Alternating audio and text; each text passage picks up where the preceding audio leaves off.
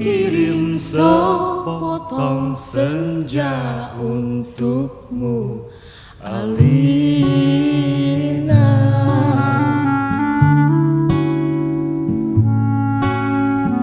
Ku kirim padamu sepotong senja yang lembut,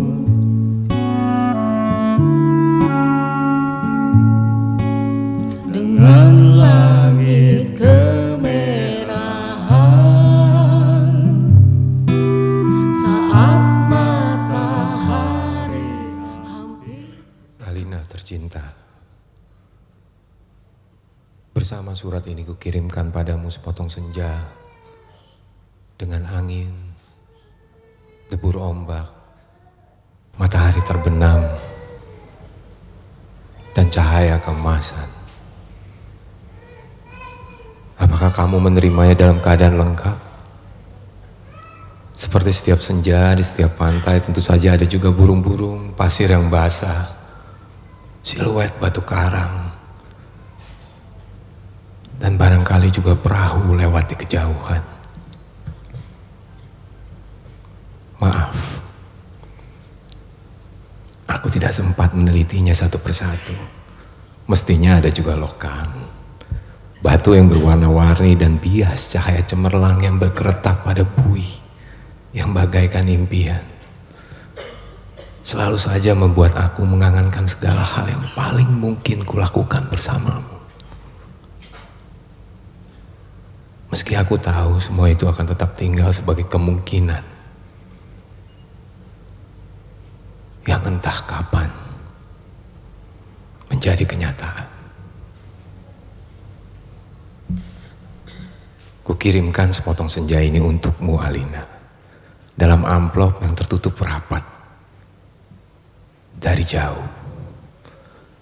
Karena aku ingin memberikan sesuatu yang lebih dari sekedar kata-kata. Dan kata-kata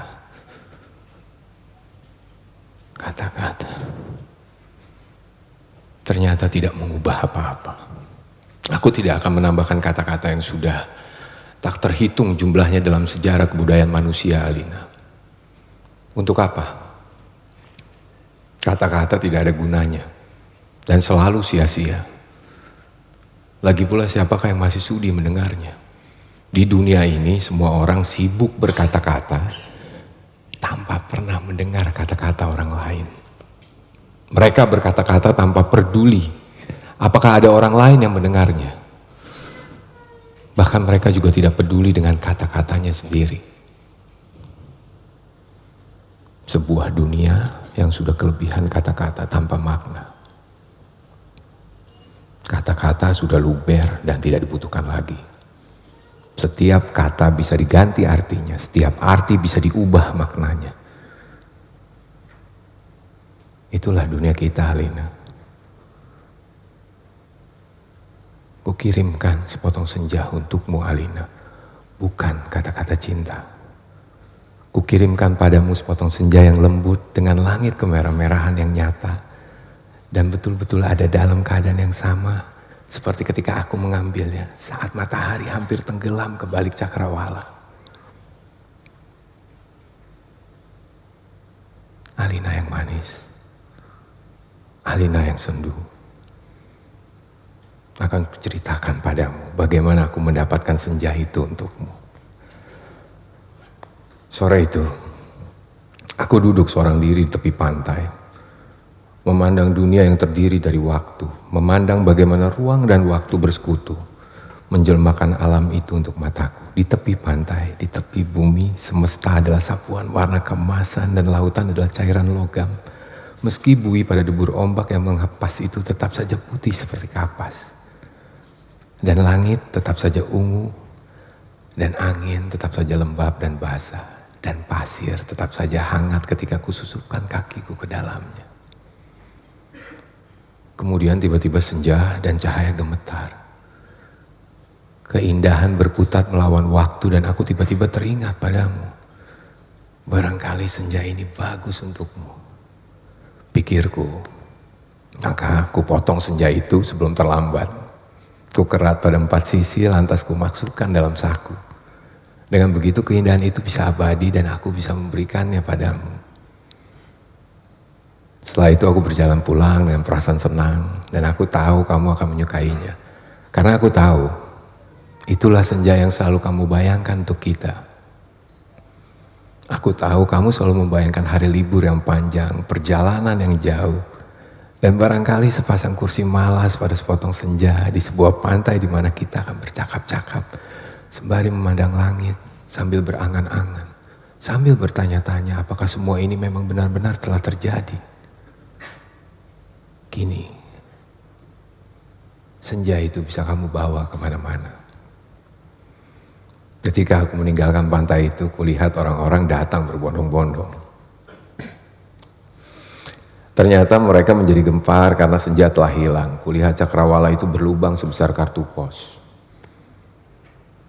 Alina sayang, semua ini telah terjadi dan kejadiannya akan tetap seperti itu.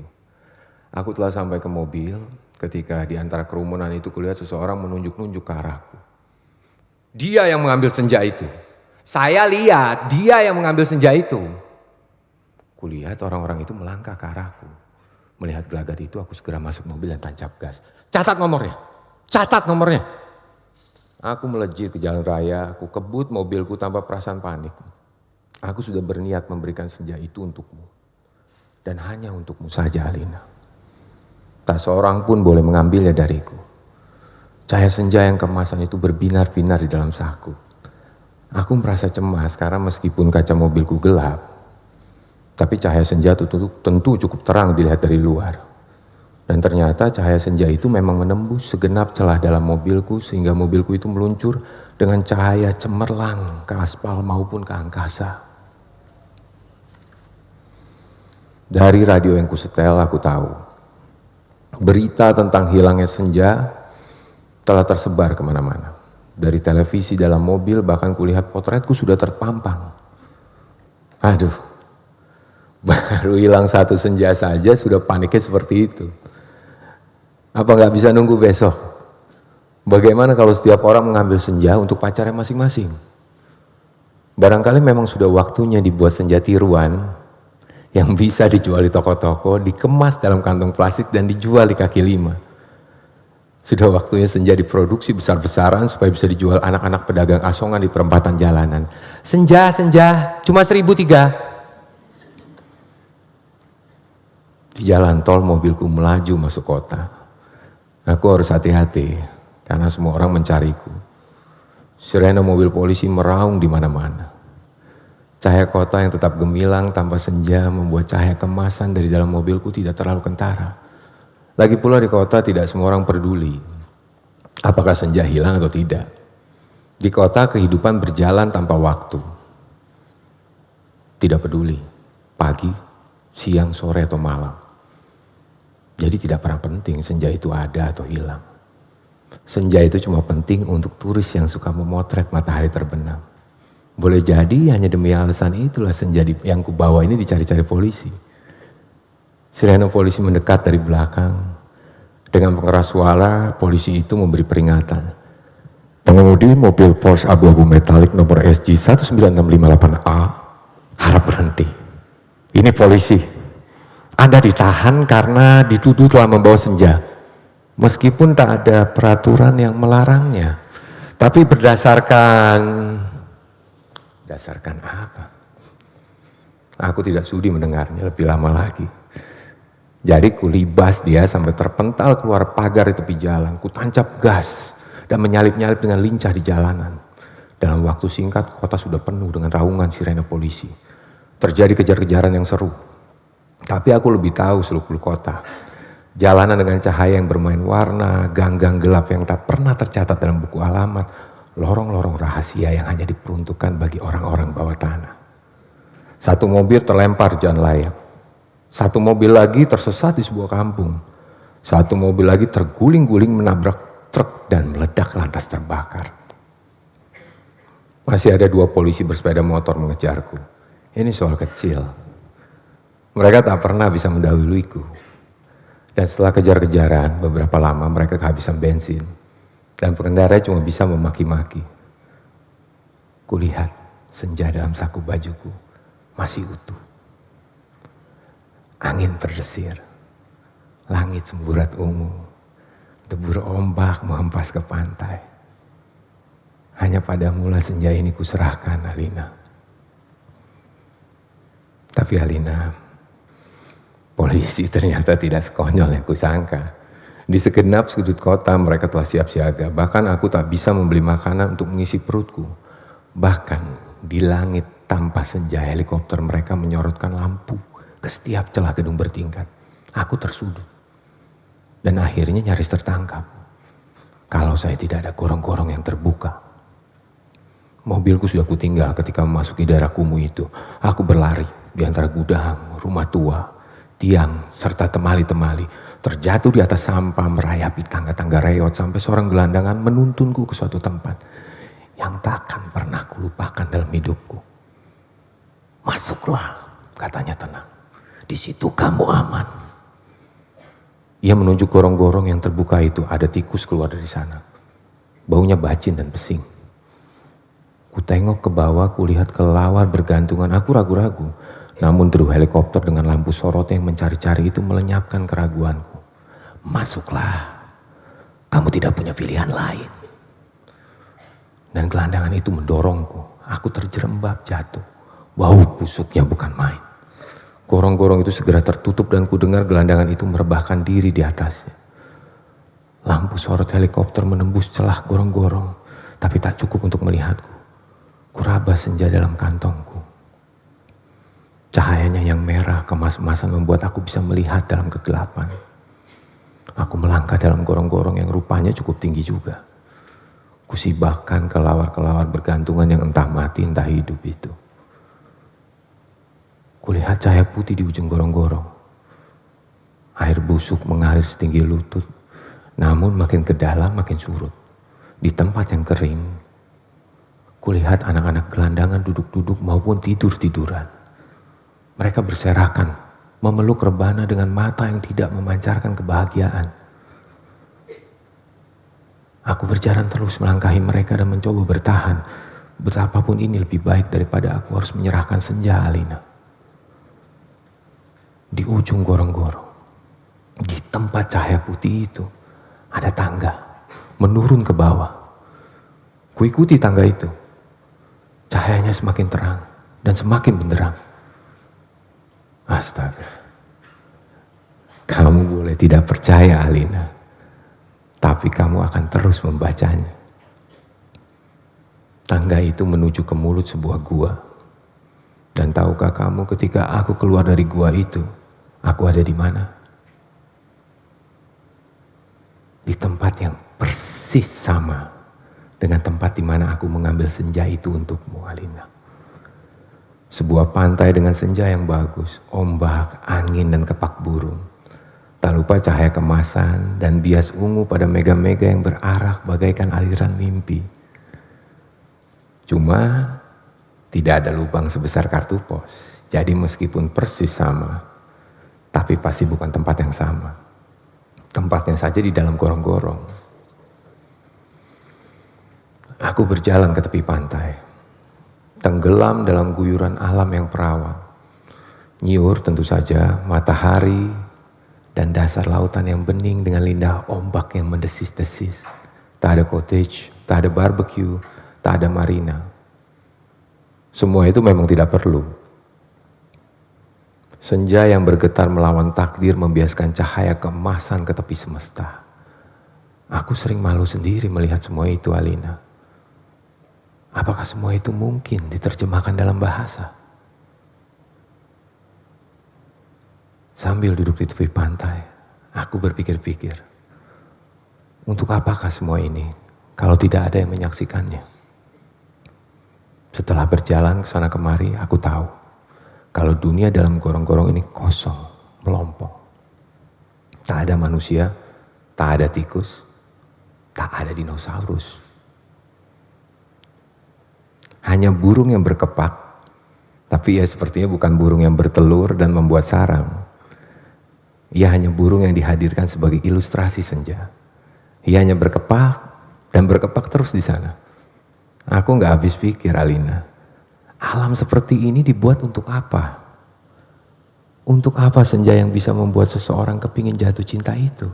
Jika tak ada seekor dinosaurus pun untuk menikmatinya.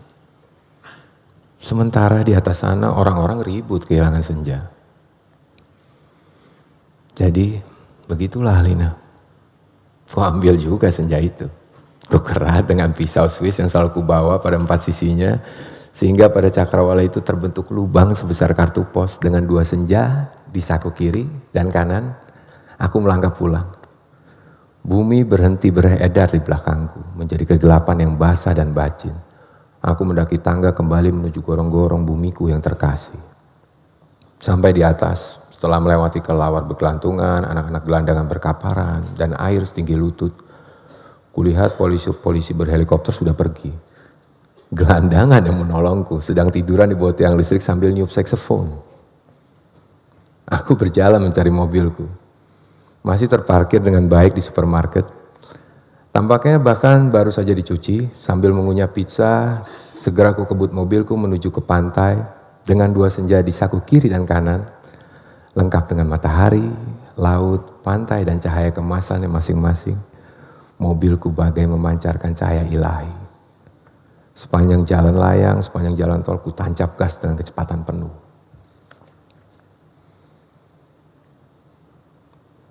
Alina, kekasihku, pacarku, wanitaku. Kamu pasti sudah tahu apa yang telah terjadi kemudian. Kupasang senja yang dari gorong-gorong pada lubang sebesar kartu pos itu. Dan ternyata pas. Lantas kukirimkan senja yang asli ini untukmu lewat pos. Aku ingin kamu mendapatkan apa yang kulihat pertama kali. Senja dalam arti yang sebenarnya. Bukan semacam senja yang ada di gorong-gorong itu. Kini gorong-gorong itu betul-betul menjadi gelap, Alina. Pada masa yang akan datang. Orang-orang tua akan bercerita pada cucunya tentang kenapa gorong-gorong menjadi gelap. Mereka akan berkisah bahwa sebenarnya ada alam lain di bawah gorong-gorong dengan matahari dan rembulannya sendiri. Namun semua itu tiada lagi. Karena seseorang telah mengambil senja untuk menggantikan senja lain di atas bumi. Orang-orang tua itu juga akan bercerita bahwa senja di atas bumi yang asli telah dipotong dan diberikan oleh seseorang kepada pacarnya.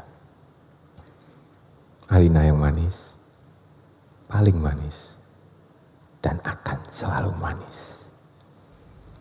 Terimalah sepotong senja itu hanya untukmu dari seseorang yang ingin membahagiakanmu. Awas. Hati-hati dengan lautan dan matahari itu. Salah-salah cahayanya membakar langit dan kalau tumpah, airnya bisa membanjiri permukaan bumi. Dengan ini kukirimkan pula kerinduanku padamu.